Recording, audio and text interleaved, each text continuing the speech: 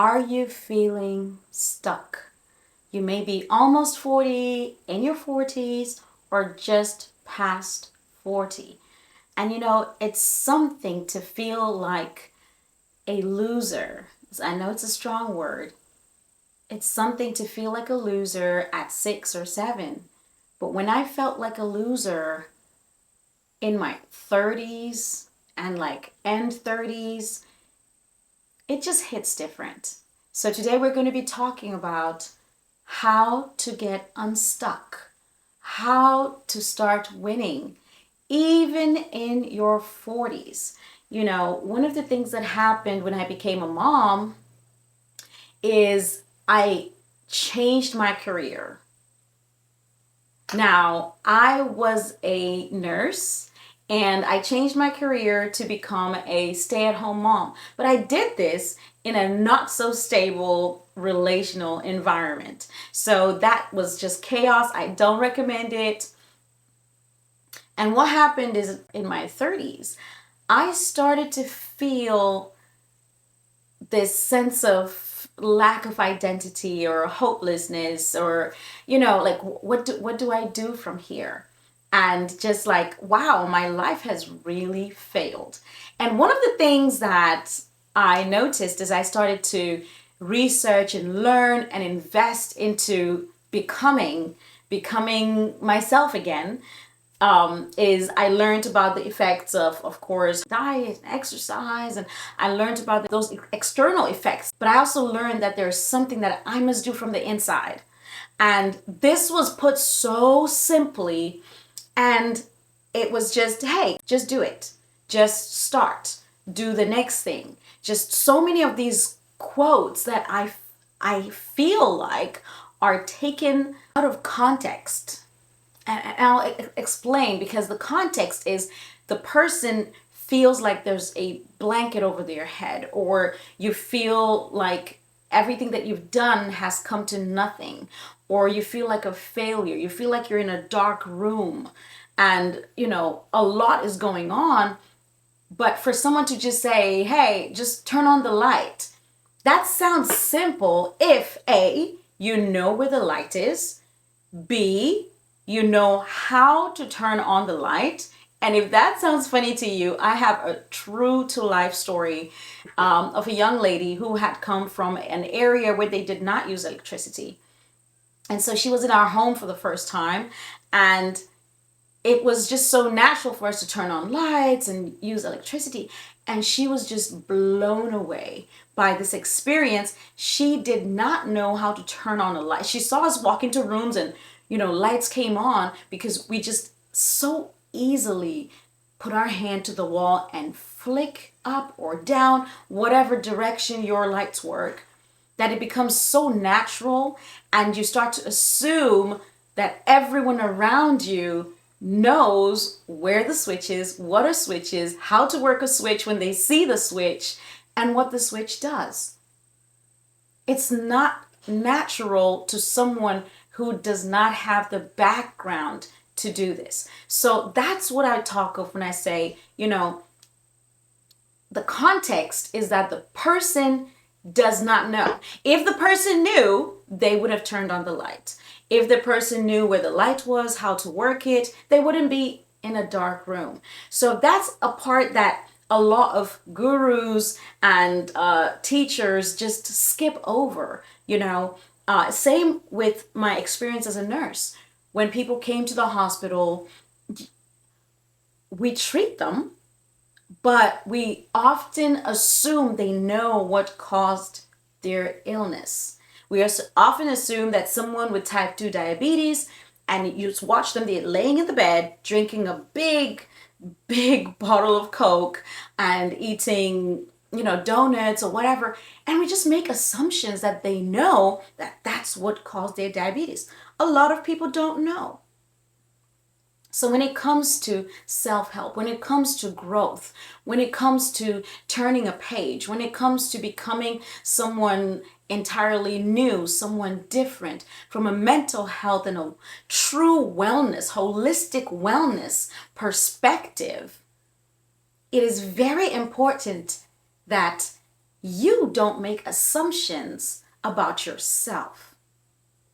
Don't assume that you know what you should do, because maybe you do. Maybe you do know and you've been struggling to do it, but sometimes you don't know.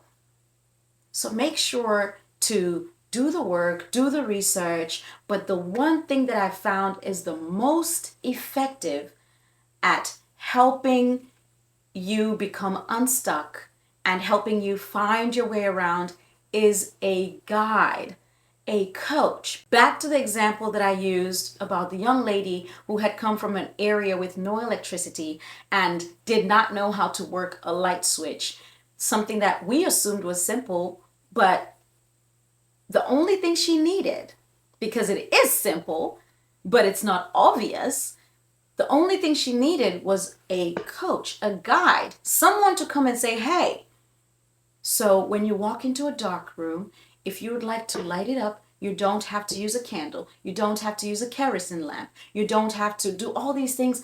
What you simply do, if you want the ease of getting the light in the room, you see, as you turn towards the door, usually on this side that the door opens, you feel up the wall, blah, blah, blah, and you press the button and boom, lights come on. Something simple, but not obvious. And it makes a drastic difference if someone has to fumble and find things on their own. Say, okay, someone just says, hey, okay, so there's a switch on the wall and you just press it. Now they don't know which wall, where on the wall is it. But if someone can just come around and say, you know what? Just feel right here, usually yay high. And now every room they walk into, they know all they have to do is to feel around on that side and turn the light on. We often minimize the role of guidance in our lives. But we're not islands. We don't live to ourselves. Now, what does guidance look like? Guidance can look like so many things. Guidance can be sitting down with someone who's close, sitting down with a parent, a sibling, a best friend, and being vulnerable, sharing your current mental space, sharing your struggle, saying, you know, I've really been feeling this. Not just that hype friend, okay? This is not time for your hype friend who's like, no, you're the best and all is well with you. This is a time for your honest friend, the one that you know loves you so much and is willing to be honest with you. So you sit down, you share, and as you share, a lot of times you start to hear it out loud and you see it from someone else's perspective. And oftentimes things can come to light in that way. But if not, you have this honest friend.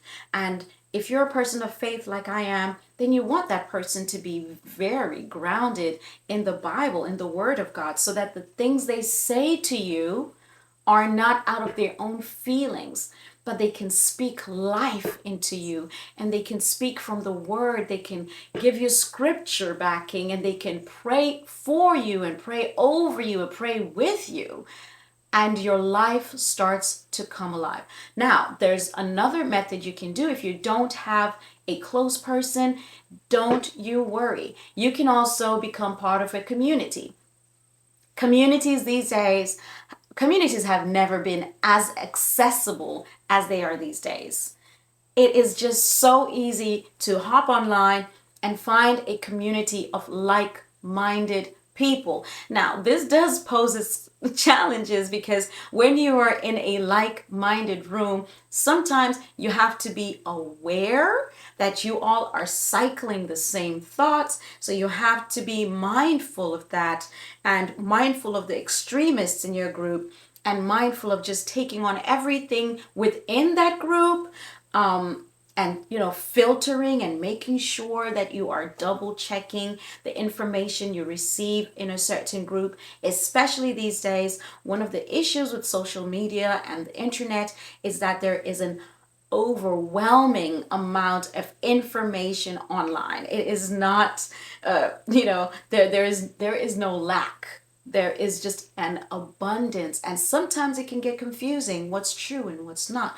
Who's telling the truth and who's not? Well, again, if you are grounded in the word and someone is speaking things about your life, then absolutely make sure they are sound and scripture based. Make sure you also check who is supporting the research, because people push their agendas, okay? This is a huge money game. And a lot of times, whoever is sponsoring the study, if there's in some ways, related to the study, then it's going to be very biased. It's going to be muddied. So you want to make sure to do your research, but be diligent to look at peer-reviewed journals and look at studies that have been replicated and have gotten similar results in multiple locations and at different times. The way the body works, it's consistent. Our bodies have not changed since Adam. Okay, so the way we're supposed to treat them is exactly how the Creator said we need to treat them. God already told us, and we just need to do that. That is a little bit of a side rant, but I just want to make sure that wherever you are stuck, you are getting information that is solid, that is going to help you become unstuck in that particular arena of your life. And if it is general, absolutely get some guidance. Another source of guidance is a counselor, an actual certified counselor. Someone, again, as a Christian, I look for Christian counselors because I don't want worldly ideas. And there's some ridiculous things that some people say when they're counseling you, and things that are just not, they're just not sound, or they may actually be anti-biblical in nature. So as a Christian, as a believer, as a Bible-based believer, I certainly look for Christian counseling, and I make sure that this person, has been in practice and can tell me something about themselves and something about the experiences they've had just in general, so that I know if we mesh and if there's something about their past experience that can lend to my current situation, because maybe they've never dealt with something that I'm going through, and I don't want to be the experimental person, but that's just me. Okay, so that's another way you can find guidance. Now, the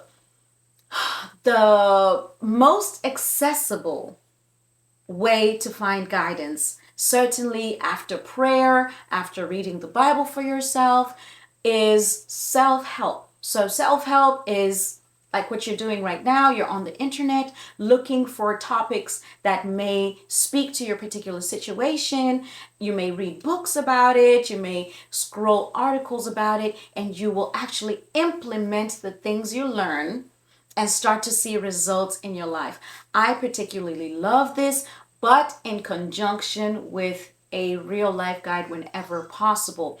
It can even be a coach. Now, just letting you know, I myself got so many coaches. Well, I say so many, it sounds like this abundance, but 4 main coaches for different arenas of my life when I knew that I was ready to make some changes. And I stayed with these people. I still do, consistently consuming their content, getting closer access whenever I could, through different coaching programs, through different challenges, and just getting super into their space because I'd already seen that, okay, we totally vibe. I believe in what their belief system is, and that I know that they're not going to lead me astray because of what they have been able to do in their life. And so find someone who is an expert, or who has been in the space in which you need help. If it's your finances, find someone who can coach you in the financial space, and make sure that person can give you encouragement, because it's not information that causes transformation. It's actually making sure you have the cheer, making sure you have support, making sure you have words that bring life into you. And that's what moves the needle forward. So, a bit short, but well, compared to the videos I normally do. But I just wanted to come here and give you encouragement and say, hey, number one, you're not alone. You're not alone. I've been there. It's not just me. A lot of other women, a lot of other moms have been there, especially after childbirth. So much changes. And one day you look at your life and you hardly recognize yourself and where you are in life. Or maybe life has just gone a little negatively. Things may have happened that may be traumatic and may have scarred you, but it's not over. Matter of fact, if I can be honest with you, the journey has just begun. You are richer now, you are better now, you are way more equipped, and the only thing that's keeping you down is your failure to see that, your failure to see the switch, your failure to feel where it is and see how simple it is to light up your life again and to see yourself in this beautiful lit room. But I wish that for you. And so I want you to be encouraged and know that you clicked on this video for a reason. Go out there and find the guidance you need. Find the guidance you need. And if it's the self-help route, listen, get started. It's never too late. It's never too late. You got this. I really appreciate you spending time with me today, and I will see you in the next video. Bye.